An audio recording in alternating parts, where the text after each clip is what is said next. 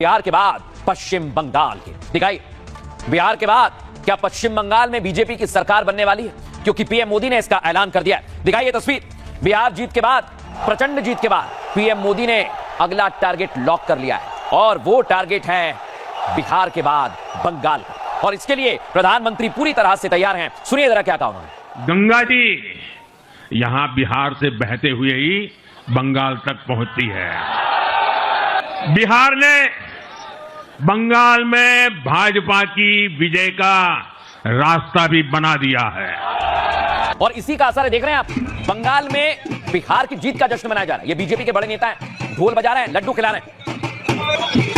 अब मैं आपको बताता हूं, इधर आतिशबाजी की जा रही है। बीजेपी के कार्यकर्ताओं ने आतिशबाजी की और सीधे टीएमसी को चुनौती देने की कोशिश की जा रही है। लेकिन दर्शकों, ममता बनर्जी कह रही हैं बीजेपी का ये सपना है और बीजेपी सपना देख रही है कि वो बंगाल में सरकार बना पाएंगे। और इस बीच आपको एक बड़ी तस्वीर दिखाने वाला हूं। दिखाइए जरा अगली तस्वीर। कूच बिहार में बीजेपी के कार्यकर्ताओं पर हमला हो गया। यानी अभी से बिहार की राजनीति खत्म हुई तो इधर बंगाल में राजनीतिक कैसे समस्या हुई है उसकी तस्वीर दिखा।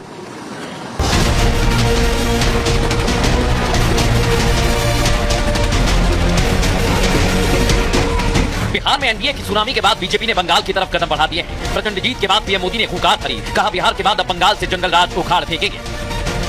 गंगा जी यहां बिहार से बहते हुए ही बंगाल तक पहुंचती है। बिहार ने बंगाल में भाजपा की विजय का रास्ता भी बना दिया है। बिहार की जीत पर जब बंगाल बीजेपी के कार्यकर्ता जश्न मनाने लगे तो उन पर लाठी डंडे से हमला किया गया। घायल बीजेपी कार्यकर्ताओं ने टीएमसी पर संगीन आरोप लगा दिए। डायमंड हार्बर स्टेशन के पास हम लोग सभी मंडल मिलकर वहाँ लाडू बांटने गए थे। हम लोग पुष्पेंदु नाम का वहाँ का एक टीएमसी का हरमत भाई ने सबको लेके, मुस्लिम लोग को लेके हम लोग के ऊपर अटैक किया। इतना मारा, उससे भी पागल कुत्ते के जितना मारते हैं उससे भी ज्यादा हमको मारा। हम तो सोच रहे थे उस टाइम हम लोग को मार देने। सवाल ये कि जीत का जश्न मनाने पर बंगाल में हमला क्यों हुआ? ऐसी घटनाएं ममता सरकार पर सवाल उठाती हैं। अब मैं दर्शकों आपको बताता हूं, ये हंगामा हो रहा है और इधर बीजेपी की तैयारी शुरू हो गई है। 2026 की शुरुआत में बंगाल में चुनाव है और इसके लिए बीजेपी तैयार हो गई। बीजेपी ने खास प्लान बना लिया है और ये बता रहा है कि बंगाल में इस वक्त घमासान बड़ा होगा। दर्शकों, बिहार में प्रचंड जीत के बाद मोदी ने हुंकार भरी। बिहार ने बंगाल में जीत का मार्ग दिखा दिया है। बीजेपी पश्चिम बंगाल से जंगल राज को उखाड़ फेंकेगी। बिहार में बीजेपी ने जंगल राज के मुद्दे पर आरजेडी को जमकर घेरा। मोदी ने कई सभाओं में कट्टे वाली सरकार का भी जिक्र किया। अब बंगाल में बीजेपी कानून व्यवस्था पर ममता सरकार को घेरेगी। पश्चिम बंगाल के बीजेपी नेता शुवेंदु अधिकारी ने दावा किया और कहा बिहार की जीत के बाद अब बंगाल की बारी है। बंगाल के बीजेपी नेता बिहार की जीत से उत्साहित हैं। ये जीत कार्यकर्ताओं को मानसिक रूप से मजबूत करेगी। बंगाल बीजेपी ओबीसी, ईबीसी, महिला वोटर का मुद्दा उठाएगी। बीजेपी बूथ मशीनरी को मजबूत करने पर जोर दे रही है। संघ की मदद से बीजेपी संगठनात्मक ढांचे को मजबूत कर रही है और बीजेपी के दावे को टीएमसी सपना बता रही है। बंगाल में बीजेपी के सपने पूरे होने वाले नहीं हैं। 2021 के चुनाव में बीजेपी को 294 में से 77 सीट मिली थी। टीएमसी 215 सीटों के साथ सरकार बनाने में कामयाब रही थी। लेकिन इस बार पूरी तैयारी है। प्रधानमंत्री नरेंद्र मोदी ने क्या कहा, सुनिए। गंगा जी यहां बिहार से बहते हुए ही बंगाल तक पहुंचती है। बिहार ने बंगाल में भाजपा की विजय का रास्ता भी बना दिया है। मैं बंगाल के भाइयों बहनों को भी आश्वस्त करता हूं, अब भाजपा आपके साथ मिलकर पश्चिम बंगाल से भी जंगल राज को उखाड़ फेंकेगी। बिहार की जीत हमारी है।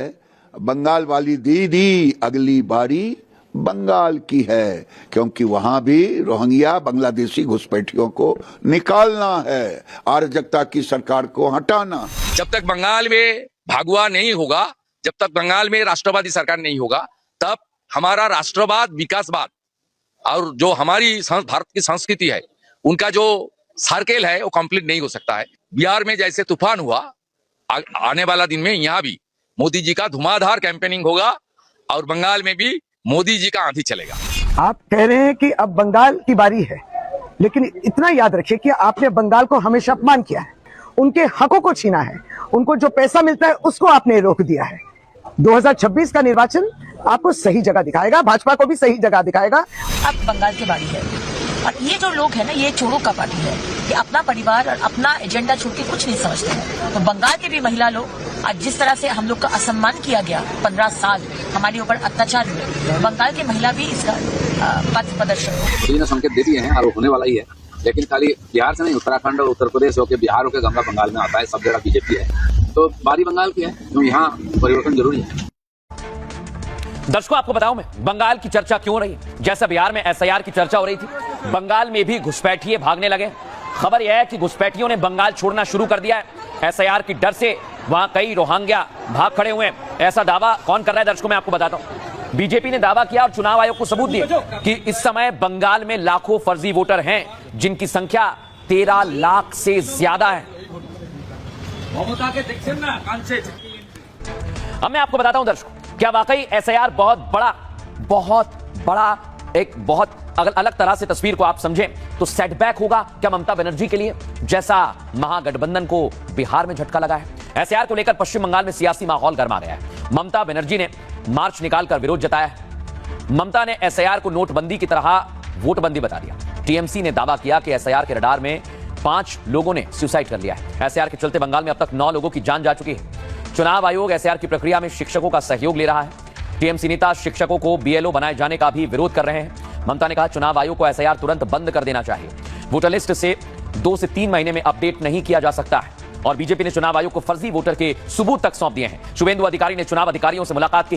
13 लाख से ज्यादा फर्जी वोटर्स के सबूत दिए गए। बीजेपी ने एसआईआर के जरिए फर्जी वोटर्स को हटाने की मांग की है। और बीजेपी ने ममता पर बीएलओ को धमकी देने का भी आरोप लगाया है। बीजेपी ने कहा है ममता बीएलओ को धमका रही हैं, वोटर लिस्ट अपडेट की प्रक्रिया को विफल करना चाहती हैं। लेकिन एसआईआर अब बंद नहीं होने वाला है और इसको लेकर बीजेपी पूरी तरह से तैयार है। आपको बताता हूं मैं बीजेपी और टीएमसी इसको लेकर क्या करें, सुनिए सर। जैसे एसआईआर का घोषणा हुआ, यहाँ पटाखा छूटना शुरू हो गया। पूरे बंगाल में आज देखिए, चारों तरफ देखिए पटाखा छूट रहा है। इसका मतलब है कि बंगाल की जनता को समझ में आया है कि एसआईआर होने से ही बंगाल में एक कुशासन का समाप्ति होगा। चुन करके जिन जगहों पे मार्जिन कम होता है जीत का, वहां पे वो फर्जीवाड़ा होता है। 100 में देखे गए कि वो 50 सीट ऐसे होंगे जहां पे वोट चोरी कर देने से बीजेपी जीत जाएगी, तो उन्हीं असेंबली सीट को चुना जाता है। बंगाल में ये जो मार्जिन है ये बहुत ज्यादा है, बंगाल में ये पॉसिबल नहीं है। बिहार के नतीजों के बाद बिहार में बवाल देख रहे हैं आप, ये बवाल जबरदस्त चल रहा है। दिखाइए जरा बिना देर किए, देखिए आप, मतगणना के दौरान हंगामा हुआ। हंगामे के बाद जबरदस्त फोर्स को तैनात किया गया। बीएसपी के समर्थकों ने हंगामा किया है कैमूर में। ये आप देखिए, पुलिस ने लाठीचार्ज किया दर्शकों। हंगामा जैसे ही बड़ा, पुलिस की टीम ने लाठीचार्ज किया। फुल फ्रेम दिखाई। अब मैं आपको बताता हूं, प्रशासन की गाड़ियां तक आग के हवाले कर दिए। देखिए जरा कैसे पूरी गाड़ी को आग लगा दी, दिखाइए जरा। अब मैं आपको दिखाने वाला हूं दर्शकों, सिर्फ इतना ही नहीं, देख रहे हैं आप, पुलिस पर पत्थर तक फेंके गए। यानी बिहार में रिजल्ट के बाद देख रहे हैं आप, एक पुलिसकर्मी घायल हो गया, पत्थर उस पर बरसाए गए। सोचिए आप, बिहार में एक तरफ शपथ की तैयारी, लेकिन उससे पहले बवाल किया जा रहा है। और कैमूर की रामगढ़ विधानसभा सीट पर मतगणना के दौरान मोनिया बाजार सीमित में तनाव हो गया। आपको बता दें, बसपा समर्थकों ने प्रशासन पर मतगणना में गड़बड़ी और वोट चोरी का आरोप लगाते हुए हंगामा कर दिया। रामगढ़ सीट पर 25वें राउंड का परिणाम जारी होने में देरी को लेकर समर्थक और पुलिस की टीम आमने सामने आ गई। पुलिस ने जब बसपा समर्थकों को समझाने की कोशिश की तो वो पथराव करने लगे। उग्र भीड़ ने पुलिस पर ईंट और पत्थर बरसाए। बवाल में 3 से 4 पुलिसकर्मी घायल हुए। पथराव के दौरान अफरा तफरी का माहौल रहा। भीड़ ने प्रशासन की गाड़ियों को आग के हवाले कर दिया। बवालियों को तितर बितर करने के लिए पुलिस ने लाठीचार्ज किया, जिससे भगदड़ मची। लोग इधर उधर भागने लगे। लेकिन लाठीचार्ज के बाद भी बसपा समर्थकों का गुस्सा कम नहीं हुआ। बवाल के बाद चुनाव आयोग की ओर से रामगढ़ विधानसभा सीट पर रिजल्ट जारी कर दिया गया है और बहुजन समाज पार्टी के सतीश कुमार सिंह ने 30 वोटों के मार्जिन से जीत दर्ज की है और यह सबसे कम मार्जिन से जीत है दर्शकों।